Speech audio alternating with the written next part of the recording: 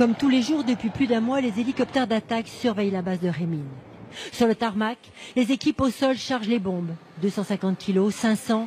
Les plus sophistiqués sortent des usines d'armement russes. Vladimir Poutine voulait jouer dans la cour des grands. C'est chose faite. Son armée était entièrement modernisée. Et puis arrivent les pilotes. Impossible de les approcher, de leur parler. Ce sont eux qui font la guerre.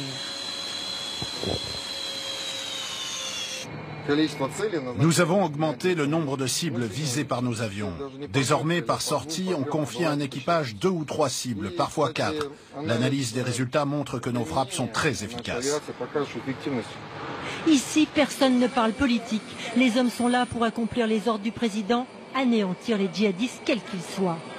Les décollages et les atterrissages se poursuivent.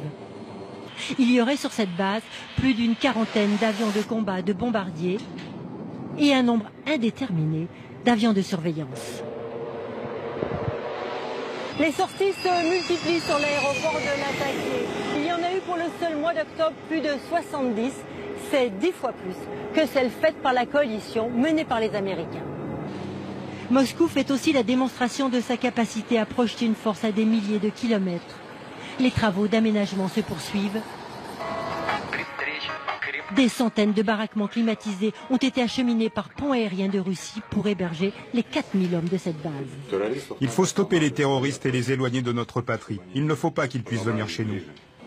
La nuit tombe, l'intervention militaire russe semble s'installer dans la durée.